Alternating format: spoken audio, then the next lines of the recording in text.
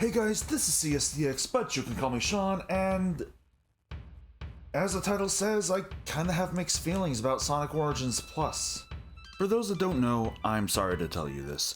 Sonic Origins was a sort of anniversary bundle containing the first 4 Sonic titles on the Sega Genesis, including Sonic CD, which Sega charged $40 for. To compare, the TMNT Cowabunga collection had a lot more games on it for the same price, and what's even crazier is that the TMNT collection in question was made by freaking Konami of all companies. It also didn't help much that they charged money for a quote-unquote premium fun pack, which allowed animations to play out on the game's menus, which, by the way, should not really be something you have to pay for to have. And they also charged money for extra music tracks to enjoy from games they decided to not put in the compilation. It also didn't help that it was in no way ready for release, as it had so many problems that a modder who was working on a mod to fix said issues called Better Sonic Origins, akin to the Better CSDX mod for Sonic Adventure DX, just flat out gave up because it was too big of a mess for them to try and fix. They also changed tracks in Sonic 3 and Knuckles, and I think at this point, they should just pay the Michael Jackson estate, because this is some definite ear-bleeding music. When it comes to my personal grievances with it though, it's mostly CD-centered, because I'm not exactly a fan of Sonic CD.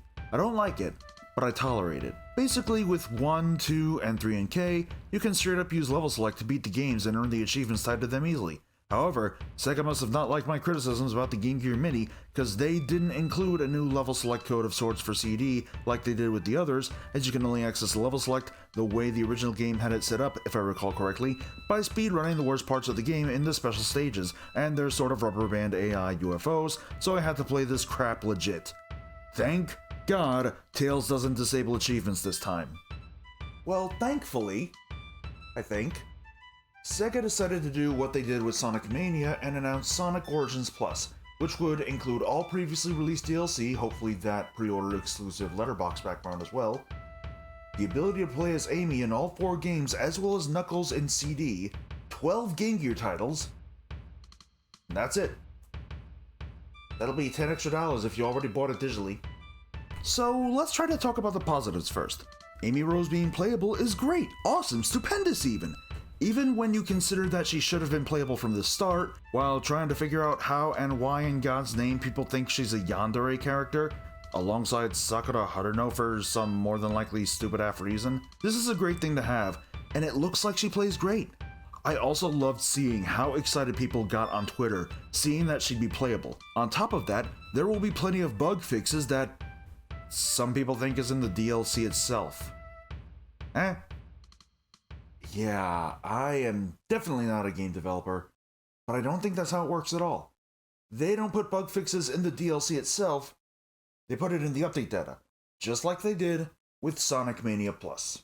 See, when it came to Sonic Mania Plus, there were some bug fixes and added level transition scenes put in through the update itself, whereas the big meat of it being the Encore mode alongside Ray and Mighty being playable were limited to DLC for $5. I am just now realizing that it feels a lot like Sega is doing it this way because that's how it was with Sonic Mania, which makes me feel like they actually released Origins intentionally unfinished and thus are releasing the rest of it as DLC. This is a progressive company that also unionized. Why are they seemingly pulling an EA? So from what I'm gathering, the DLC for Origins Plus will namely just include Amy Rose and the 12 Game Gear games. Speaking of which, here's the negative part. So, entirely improv in this case, I'm going to be quick looking up the 12 Game Gear titles included through my phone, and we'll just see if that's worth it. So first off is Dr. Robotnik's Mean Bean Machine. Yeah, about that. I actually got the Game Gear version a while ago through the 3DS Virtual Console. It feels like it's a lot worse. It feels like the AI doesn't work right, so the Genesis version would have been like so much better. Sonic Blast. Now, I just gotta check something first. Interesting, there was a Master System version of Sonic Blast. Through Brazil, specifically, apparently. I don't know if it would have been any better, but I can safely say that Sonic Blast is not very good, though. And I lost the list. Oh my god, I'm sorry. 2 very boring minutes later. Alright, so where was it? Dr. Robotnik's Mean Bean Machine, I mentioned Sonic Blast. Might as well start from the top for here.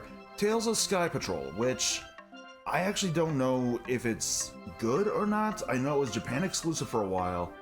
I I imagine it would likely be okay. Let's check something though. And it was not given any other port. If I'm not mistaken, it's apparently not all that good either. I don't know. Let me check the reviews. Okay, so they put in a bad port of a game, another bad port of a bad game, and a bad game so far. That's a good sign, yes. Tails Adventures. Personally, I played this one a little bit. I think it's alright, really. Let me just quick look up Tails Adventure, or Tails Adventure as it's supposed to be. It is Game Gear exclusive as well. And if I'm not mistaken, reception was... It was definitely mixed. It apparently was too similar to other platform games, so that's 0 for 4 we're going for. That's great. Sonic the Hedgehog Game Gear. There's a Master System version that's much better. Like, the screen crunch is not going to be good for certain boss battles especially. So, 0 for 5. Sonic the Hedgehog 2 Game Gear. There's, again, a Master System port. In fact, there are like 2 Sega Master System fan-made remakes for, respectively, Sonic 1 and Sonic 2, so it's like, kind of doesn't work out there. Sonic Triple Trouble. This one's an interesting one. Sonic Triple Trouble, in my opinion, is probably... I want to say it's alright.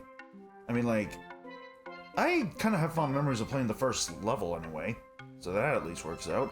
It also has Adventures of Sonic the Hedgehog Robotnik. That's a sign. And the reception for that, mixed to average. It's honestly like, people say like too similar to Sonic, but like, I don't see a big deal with that. Now what's next? Sonic Spinball. Again, a Game Gear port of a Genesis version, or Master System, but mostly in this case Genesis, that is arguably a lot better. What the hell? And that leaves Sonic Drift and Sonic Drift 2. Both are racing games that aren't very well loved, but I like to think they're alright. I tried them out. They're not fully special, but like, I think they're alright for what they are, really. Not to mention, like, I never understand the criticisms of, why is Sonic racing in a car when he can just run? To make it fair, you dumb assholes. Sonic Labyrinth. It's just not a good game, entirely. Sonic Chaos. I keep forgetting what Sonic Chaos is. I think it was originally titled Sonic and Tails, and nope, that seems to be something else. And once you know it, there is also a Master System version of this. Granted, it's PAL only, but like, arguably the Master System is better. So just to recap, we got 1, 2, 3, 4, 5, 6 games that have a Master System or Genesis port that would arguably be much better. And then again, there are like 2 or 3 Game Gear titles that aren't good, 1 that's like okay, and 2 racing games that are middle of the road.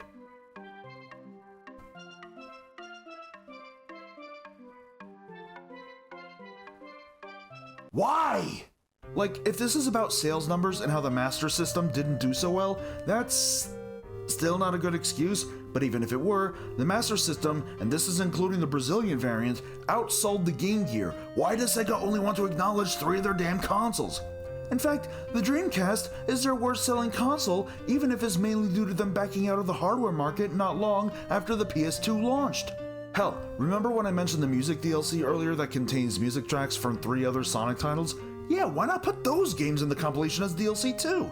We got an okay, if not a bit hard game in Spinball. We got the inferior version of 3D Blast. Again, please acknowledge your other hardware, cause the Saturn version of 3D Blast is so much better, and a game that is admittedly mixed, but has been stuck on the 32X ever since its initial release. I am doing a very bad job at trying to sell these 3 games as ones that should be part of Origins, but if CD and handheld ports of games made bad by Screen Crunch and even regularly bad Game Gear games can make it into the compilation, then god damn it, so should Spinball, 3D Blast, and Knuckles Chaotix.